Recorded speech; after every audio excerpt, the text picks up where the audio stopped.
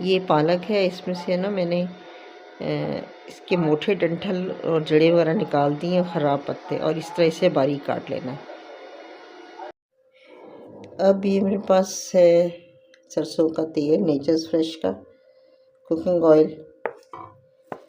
अब ये मैंने डालना है इसमें थोड़ा सा डायरेक्ट, और इसमें ये एक प्याज काटनी है। जब प्याज फ्राई हो जाएगी तो उसमें मैंने ना लहसुन डालना है, हरा लहसुन और हरी मिर्चें, तो और साथ ही मैंने पालक धो के रखा है और ये मैंने बारीक काटा हुआ है। बारीक काटा है क्योंकि इसको हमने कोई उबालना नहीं था। और आलू, तो हरे लहसुन और हरी मिर्चों वाला आलू पालक। प्याज मैंने इसमें डाल दिया। अब इसको हल्का गोल्डन होने तक फ्राई करना है। प्याज का ना रंग कुछ बदल गया है, तो अब इसमें डालना है ये तकरीबन थोड़ा सा मेथी दाना, थोड़ा सा ज़ीरा। इसे फ्राई करने रखना है। और इतनी देर में ये हरा लहसुन है, कुछ दूसरे लहसुन की जगह, और ये हरी मिर्च है, इनको कूट लेना है। ये बस इसका मसाला, ये हरी मिर्चें, नमक और लहसुन, और आलू काटने और साथ पालक डालना है। इसका ना बघार तैयार हो गया।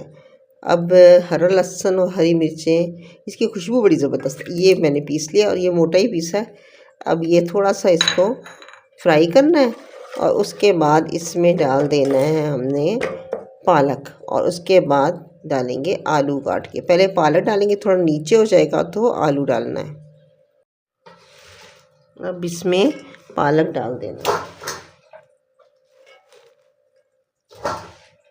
अच्छा, और नमक जो है ना थोड़ी देर बाद डालेंगे, ताकि हमें पता चल जाए ना कि कितना इसका कितना ये बना है। तो पालक तो बहुत कम हो जाता है।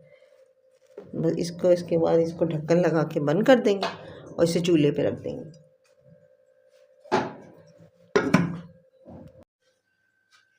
अब ये आलू डालने हैं और ये थोड़ा सा अदरक काट के डालना है। अब ये पालक तक काफ़ी नीचे हो गया, पानी भी इसका काफ़ी निकल आया, तो एक दफ़ा और इससे ऊपर नीचे करके, ताकि इसके नीचे जो कोई प्याज वगैरह है वो जल ना जाए। और इस पानी में ही आलू जो हैं वो डाल देंगे, और डाल के इसको हमने फिर इसको पकने रख देना।